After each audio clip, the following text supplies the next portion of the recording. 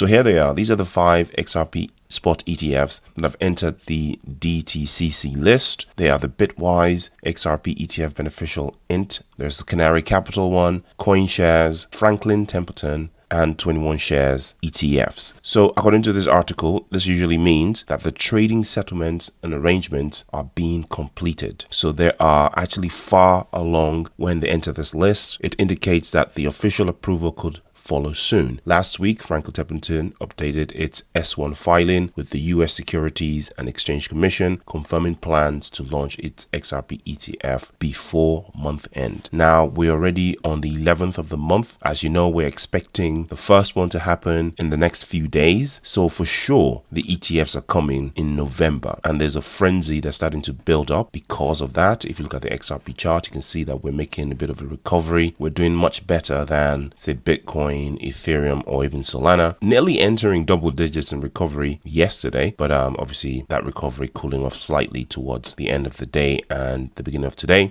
I expect to see a little bit of a curve there, and we make our way into the 2.6, 2.7s in the next coming days, and then above that critical $3 mark, and then who knows where to. Now, of course, there are catalysts that are going to make this happen. We have the rumors or the mumblings in the United States about stimulus checks. Now, the last time we saw stimulus checks during COVID, if you guys remember, a lot of them went straight to Bitcoin, and they went to pump the market significantly. So I don't expect less now. I feel that people in the United States, because of the government shutdowns, are experiencing something similar to what happened 4 to 5 years ago with the pandemic, right? With the lockdowns and hardships and people not being able to go to work. So I think those same conditions are sort of here, even though I think obviously the physical restriction isn't there, but the financial restriction is there. So shout out to you guys in the United States who are going through thick and thin. I hope this issue gets resolved soon so you can get back on your feet and get back to business. Also, obviously, whatever's happening in the United States is affecting everybody else, especially here in Europe, with interactions with the US being curtailed by all this stuff. Now, jumping down to South America, we have something quite interesting that's developed in Brazil, where the country has classified stablecoin payments as foreign exchange under new rules. Now, anything payments related, cross-border remittances, etc., which this also affects, I'll show you in a minute, obviously affects XRP, the XRP ledger, RLUSD, etc. Because as you know, in Brazil, there are several stable coins that are pegged both to the US dollar and the local currency, some of which are basically sitting on the XRP ledger. There's a particular one, I'll leave a link in the description if you're interested in that one, that launched using the XRP ledger. And obviously, a lot of these transactions will be done in RLUSD as well when the time comes. And this will have implications, especially tax implications, maybe for people using stable coins, because there's been a lot of uncertainty with stable coins actually when it comes to payments and transfers. Does it constitute a sale? Obviously, if it's pegged to the dollar or whatever, then you're not looking at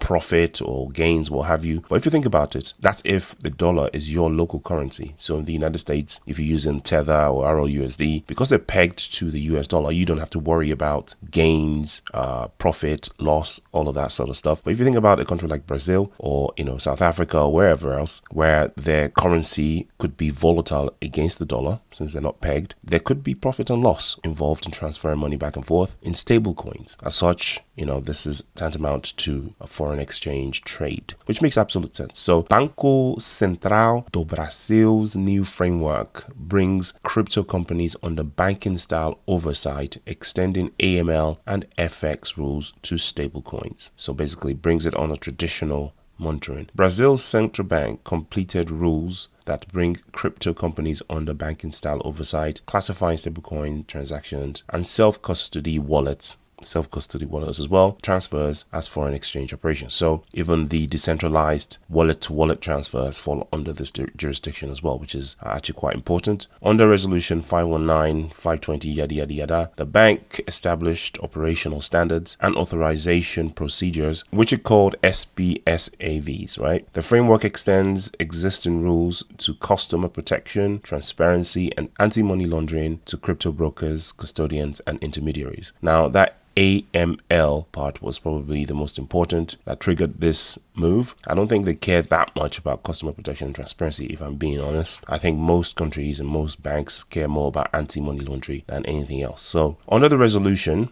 A purchase, sale, or exchange of fiat-pegged virtual assets, including international transfers or payments using such assets, will be treated as a foreign exchange operation. So if you buy something locally with Tether, then obviously that's not just a transaction using cash. That is a foreign exchange transaction. I've been to South America and Central America, and I've spent the dollar in those countries. And obviously, since I have cash, they just accepted the cash the way it was. I had dollars, and they just accepted the dollars. Obviously, there's cash isn't recorded anywhere, and I don't think they had to fill out any paperwork. Perhaps when they then go ahead and obviously exchange the cash to their local currency, now they have to deal with the FX rules. But at the point of transaction itself, I didn't have to deal with that. But now with stable coins, the actual transaction itself is subject to FX rules. So I guess that's the slight difference there. The rules also cover transfers to and from self-custodied wallets when intermediated by a service provider. This means that the providers must identify the wallet's owner and maintain their process that verify the origin and destination of the assets, even if the transfer itself isn't cross-border. So wallet-to-wallet transfers within the country itself all have to be monitored in the same way the traditional payments are monitored from bank to bank. They need to know who is sending to whom, for what purpose, how much, etc., etc. Basically KYC in every direction. We already have that, by the way, here in the UK. Every time I transfer within my own wallets, I need to fill out some kind of name, owner, sort of mini KYC for every transaction that I do when it comes to transferring, at least on the centralized exchanges. It's hard for them to enforce it wallet to wallet, private wallet to private wallet. But if you were to use private wallets that use some kind of centralized interface, we're starting to see those mini KYC questions pop up every time we make those transactions. So as usual, these articles that I feature on here are left in the description section for you to go peruse. There's some links to further reading that are actually quite interesting. There's some podcast type audio that you can also listen for more information. Check out the description section. As for now, this isn't financial advice. XRP to the moon.